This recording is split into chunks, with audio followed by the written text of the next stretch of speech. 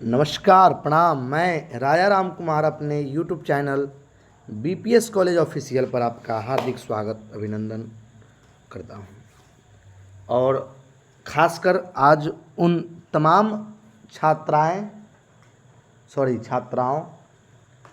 जो 19-22 सत्र या किसी भी पिछले सत्र के छात्र हैं, छात्राओं हैं, महिलाएं, लड़कियां जो बाबा साहेब भीमराव अंबेडकर यूनिवर्सिटी से स्नातक उत्तीर्ण की है, उन सभी के लिए एक सुनहरा, एक बढ़िया अवसर है।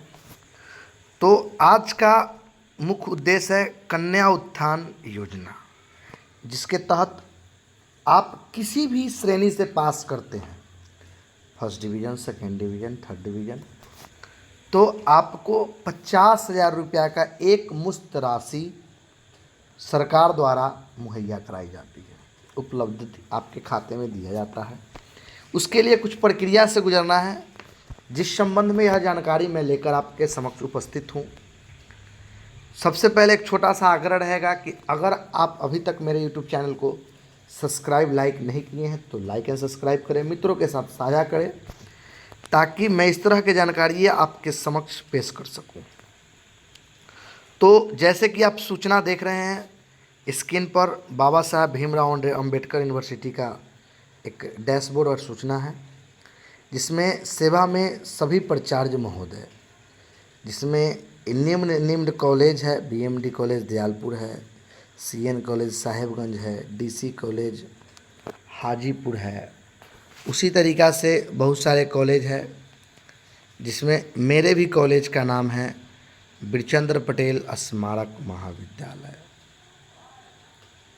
जो कि 47 नंबर कॉलम पर है। तो जितने भी कॉलेज हैं, कुल 59 कॉलेज हैं, जिन्हें इन राशियों का, उनके छात्राओं का राशि मिलता है। महाविद्यालय में कुल बहुत सारे कॉलेज हैं, लेकिन केवल 59 कॉलेज को ही जो छात्राओं हैं, लड़कियां हैं, जो पास करते हैं, उन्हें यह लाभ दिया जाता है।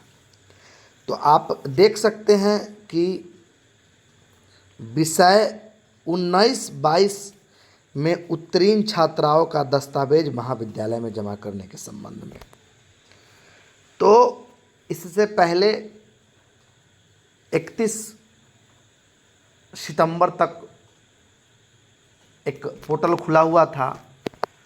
तो उसका निर्देश था कि जिसका भी उत्तीर्ण 31 मार्च 23 से पहले हुआ हो, लेकिन मेरे विश्वविद्यालय द्वारा जो रिजल्ट प्रकाशित किया गया वह 20 मई 2023 था, जिस कारण हम लोग ऑनलाइन नहीं कर पाए। तो इस विश्वविद्यालय के छात्राओं के लिए 19-22 सत्र के लिए पोर्टल खोला जाएगा।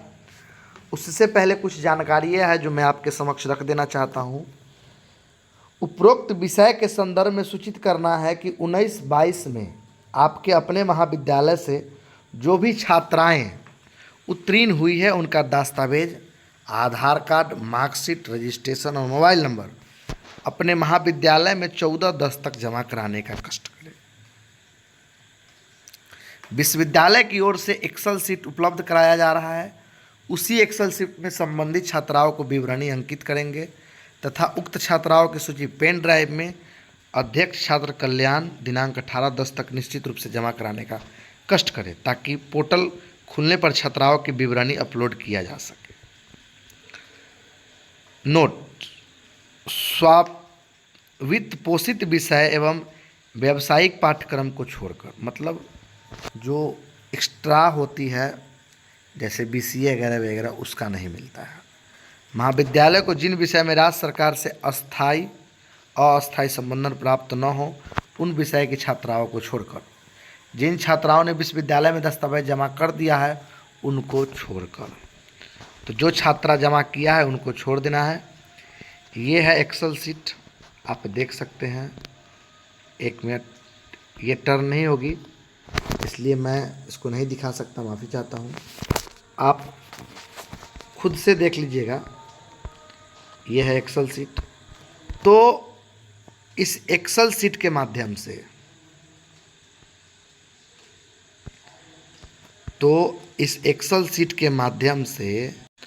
एक्सेल सीट के माध्यम से हमने भी जमा करना है हम सभी को।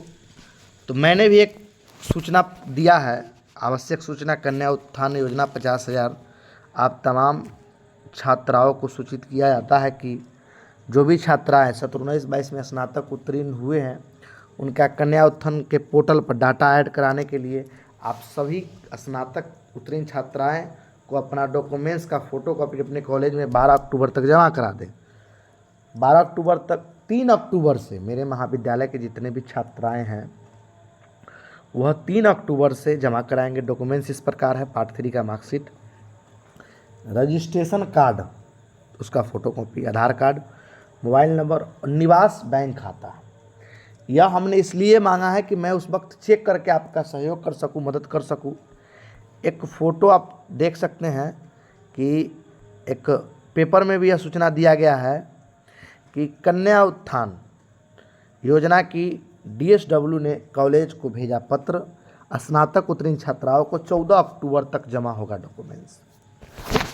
तो यह पहला प्रक्रिया है कि आपको अपना नाम उस पोर्टल पर ऐड कराने के लिए आप जिस भी महाविद्यालय के छात्रा हैं, लड़कियां हैं, वह अभिलंब 3 तारीख से 10 या 12 तारीख तक अपने महाविद्यालय में जो जो डॉक्यूमेंट्स हमने बताया है, एक बार पुनः सुन लिया जाए। मार्कशीट का फ़ोटोकॉपी पार्ट 3 का जो फाइनल ईयर का, Aadhaar card, registration card, mobile number, इन सभी का फ़ोटोकॉपी आपको अपने महाविद्यालय में 14 तारीख से पहले 3 तारीख से जमा कर देना है,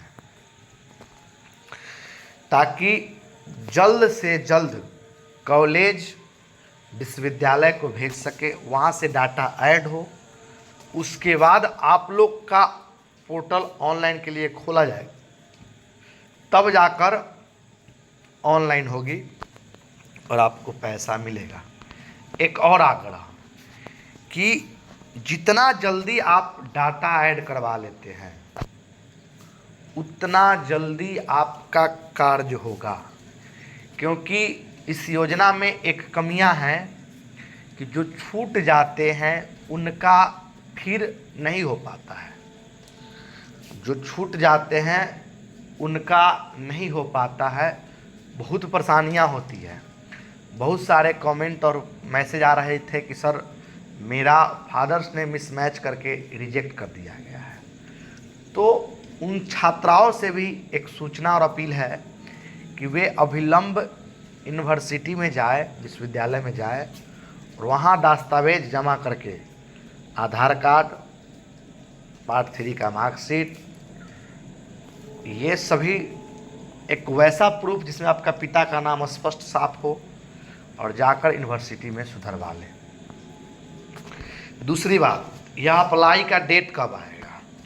तो अप्लाई का भी डेट बहुत ही जल्द आएगी। पहले आप अपना डाटा ऐड करा लें, क्योंकि जो चूक जाएंगे उन्हें काफ़ी परेशानी का सामना करना पड़ेगा। तो यह थी एक बहुत ही बड़ी अपडेट जो कि आप तक देना ज़रूरी था।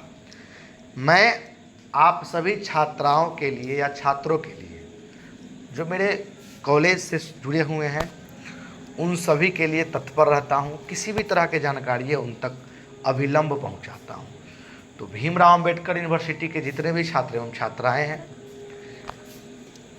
छात्र इसलिए कि आपके अगर इर्द गिर्द कोई वैसे छात्रा हैं जो पास किए हैं, वे अभिलंब ज़्यादा से ज़्यादा, जल्दी से जल्दी यह सूचना आप तक पहुंच जाए, अभिलंब अपने कॉलेज में जाकर इस तरह के डॉक्यूमेंट्स जमा करा दें। तो यह एक जानकारी थी। फिर पुनः जब अप्लाई का प्रोसेस आएगा तो मैं आपको मदद करूंगा और उस वक्त मैं बताऊंगा कि अप्लाई कैसे करना है, क्या क्या कागज़ लगेगा। एक छोटा सा और आग्रह आपसे रहेगा, छोटा सा, कि आपका बैंक डीबीटी से लिंक होना चाहिए। डायरेक्ट पेमेंट बेस्ड सिस्टम होता है। जैसे आधार कार्ड बैंक का लिंक दूसरा है, डीबीटी या आप अपने बैंक में जाकर संपर्क करें, वहाँ पता करें कि डीबीटी से लिंक है कि नहीं। लिंक करने का एक और तरीका है कि आप UADI यानी आधार के साइट पर जाकर, वहाँ अपना एक नया साइट है, उस पर पोर्टल लॉगिन करें। मैं एक बताता हूँ, वहाँ से पोर्टल लॉगिन करेंगे, OTP आएगा और वहाँ से बैंक सीडिंग पर क्लिक कीजिएगा तो पता चल जाएगा कि आपका बैंक सीडिंग है कि नहीं। क्योंकि पेमेंट आधार बेसिक सिस्टम से आने वाला है, डीबीटी से आने वाला है। तो आप अविलंब 2 चीज़ करेंट रखें, आवासीय करेंट रखें और बैंक के खाता डीबीटी से लिंक होना चाहिए। एक और बात, बहुत सारे छात्राओं यह पूछते हैं कि सर आवासीय कहाँ का होना चाहिए। इसमें लड़कियां अविवाहित ही को मिलेगी या विवाहित को भी मिलेगा। तो मैं बता दूं कि इसमें शादीशुदा भी लड़कियां को मिलती है। अविवाहित लागू केवल इंटर तक का है। अगर इंटर में आप अविवाहित हैं तभी ही आप कन्या उत्थान का लाभ ले सकते हैं, अन्यथा स्नातक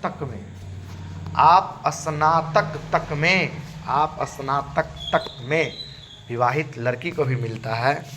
इसलिए आपका जहाँ भी शादी हुआ आवासीय वहाँ कहीं दीजिए, करेंट दीजिए, क्योंकि अब आवासीय में माता पिता का नाम कंपलसरी है। तो आप करेंट दीजिए और उसमें नाम सही मिलाकर रखिए। तो 2 चीज़ आप कन्फर्म रखेंगे, आधार से डीबीटी बैंक होना चाहिए और आवासीय करेंट होना चाहिए। तो अंत तक आप मेरे इस वीडियो में बने रहें, इसके लिए बहुत बहुत धन्यवाद। मैं पुनः एक बार आपसे आग्रह करूंगा कि अगर अभी तक आपने मेरे चैनल को लाइक एंड सब्सक्राइब नहीं किया है तो सब्सक्राइब करें, मित्रों के साथ साझा जरूर करें, ताकि इस तरह की जानकारियाँ जिस तरह आप तक पहुंच जाता है उन तक भी पहुंच जाएगा। एक और आग्रह है कि अभी तक आप मेरे कॉलेज महाविद्यालय के छात्र या छात्रा हैं, ग्रुप में नहीं ज्वाइन किए हैं, तो मेरे महाविद्यालय का ग्रुप है जो कि यूट्यूब के, अभी जिस यूट्यूब चैनल है इसके अबाउट सेक्शन में इसका लिंक है, वहाँ से आप ज्वाइन कर जाएं। तो बहुत बहुत धन्यवाद और आशा करता हूँ कि मैं आपके सवाल का जवाब संतोषजनक दे पाया होऊंगा। अगर नहीं दे पाया हूँ तो आप कमेंट सेक्शन में अपने जानकारी को रखें। तो बहुत बहुत धन्यवाद। आप आखिरी तक वीडियो में बने रहें, इसके लिए बहुत बहुत धन्यवाद। शुभ रात्रि।